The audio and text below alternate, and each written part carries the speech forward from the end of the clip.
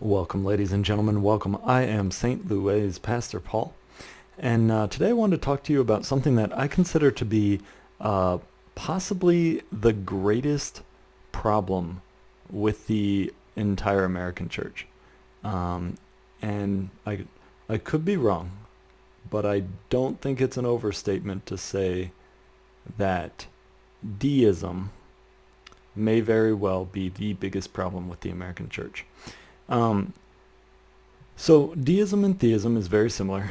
Basically, theism is there's a God and he interacts with humans regularly. So he's active in our lives. Deism is there's a God and yes, he's all powerful, just like in theism, but God really isn't involved in our lives. So God created the world. He's all powerful. He's responsible for everything that exists, but for whatever reason, maybe he doesn't care enough. He's not involved regularly in human lives. And that's, here in America, that's something that's deeply rooted in our tradition. So oftentimes Christians will point to the founding fathers of America, and they will say these founding fathers were Christians, and a lot of them were. But the Christianity that they practiced was very deistic. It was very much, yes, God did things in the past.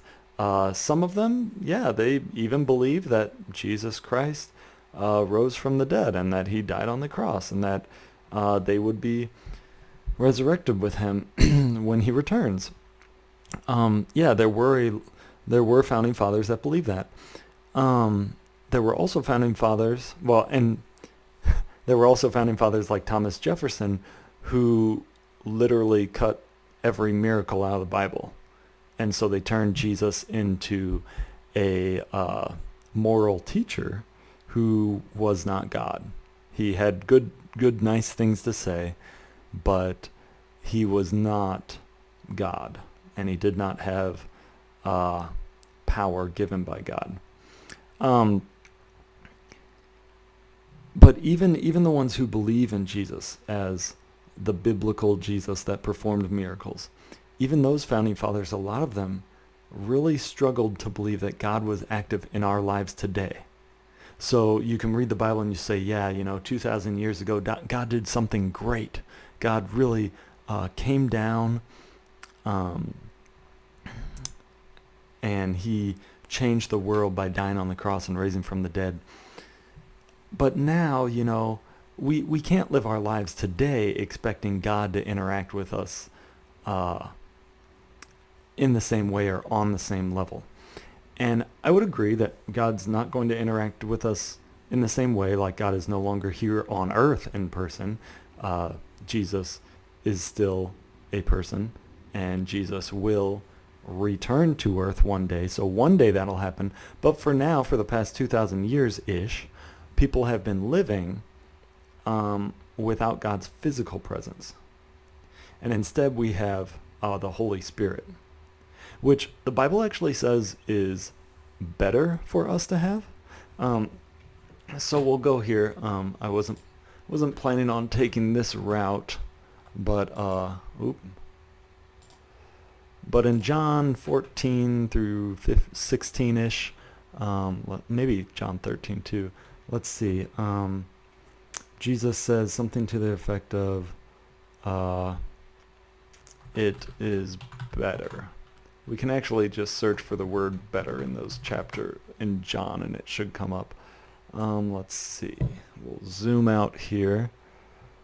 John chapter 3. Nope, not that. Let's see. It is better for you. Works. So in John, searching for a passage here that talks about how beneficial it is to have the Holy Spirit. So here is John 14:12, and here Jesus says, here we'll zoom in real quick.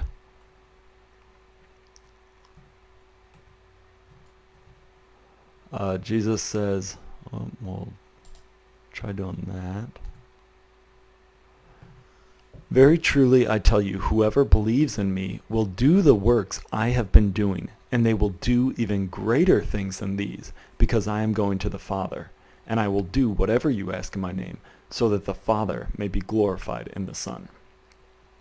So, a lot of Americans, we take after our founding fathers, and you look at the founding fathers and a lot of them professed a faith in Jesus, but it was kind of the concept of, yeah, Jesus was amazing 2,000 years ago, and yeah, Jesus will come back one day in the future and be amazing then, but now, we're kind of in this bad period where God doesn't do amazing things, and so we're just going to have to stand up for ourselves and fight for ourselves and not trust God to take care of problems.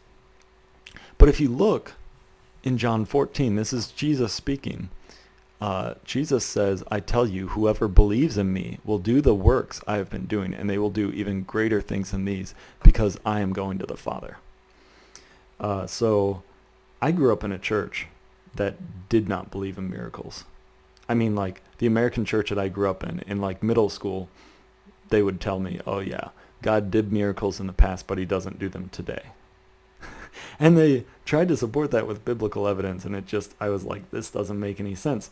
And so as a high schooler, I actually prayed to be healed, and God did heal me. And yeah, I just basically read the Bible. It said, hey, if you pray, God's still willing to do amazing things. And I took God at his word, and I prayed. And I think when we have that attitude of God is still active today, God is still doing things today, God will still change the world today. I think that when we take that attitude,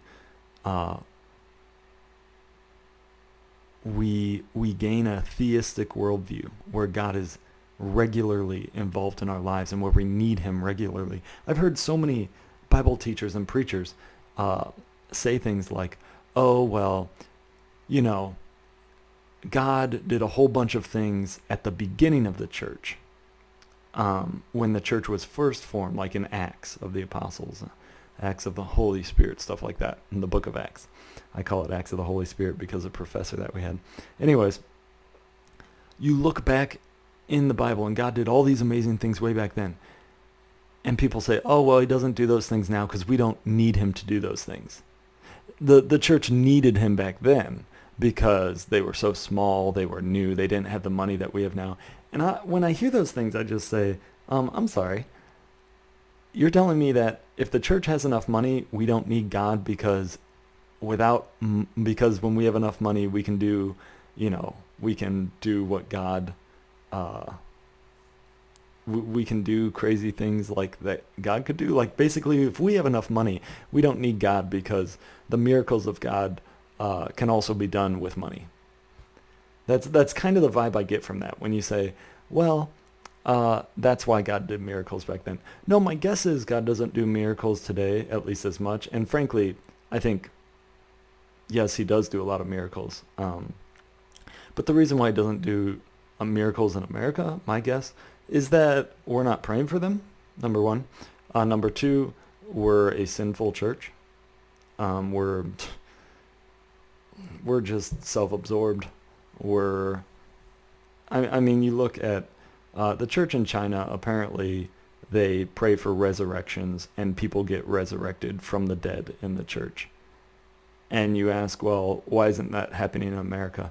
First of all, when's the last time you knew of someone that prayed for resurrection? Second of all, it has happened. I'll link that story here. I'll link the story of my, I prayed for my lung to be healed. I'll put a blog of that in the show notes. But I live in St. Charles, Missouri. I grew up in, Wentzville, Missouri. And immediately adjacent to Wentzville, Missouri is Lake St. Louis, Missouri. And in Lake St. Louis, Missouri, a kid fell through the ice in the winter, and he drowned and, died. He, I think, didn't have a heartbeat. I think it was 45 minutes. And this was all medically verified, like they have the records and everything. The doctor told his mom, the kid's mom, said, hey, look, sorry, I did my best to save him, but he's passed. the woman comes in, grief-stricken, and prays to Jesus and says, "Not my boy, please save my boy." And the kid's heart starts beating again, and he's had a full recovery. So I'll link that story here. Let's see. You can Google it. Just Google Lake St. Louis Mo, and I think it's under like bona fide miracle. Doctors say John Smith. Let's see.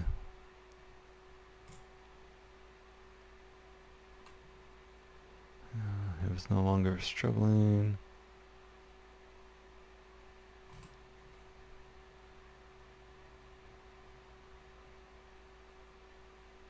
Yep.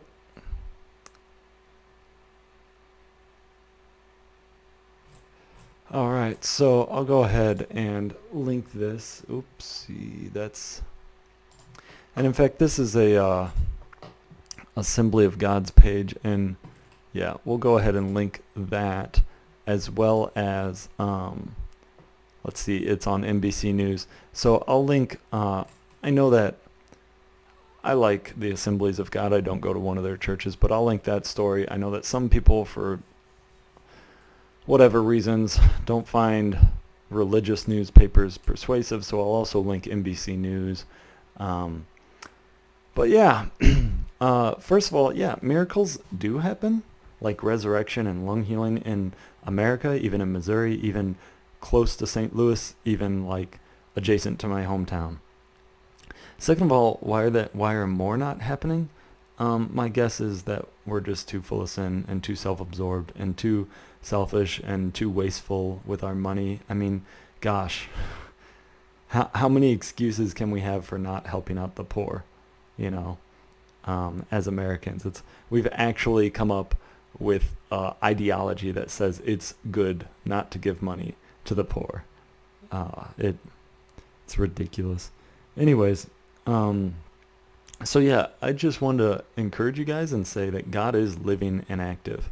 He is regularly present in our lives. And when you look throughout the history of Christianity, you'll notice that in America, and the practice of the faith is very deistic historically, but throughout the rest of the world, historically, Christianity has been practiced as a very theistic religion, very much as God is regularly involved in our lives. So that's enough for this one. I think I'm going to continue this subject and talk about it more and more because, like I said, I do believe it is one of the largest problems with the American church. So hope you guys can learn something from this. Please, questions, comments, angry rants in the comment section, and like, share, subscribe. You guys have a good one. Bye.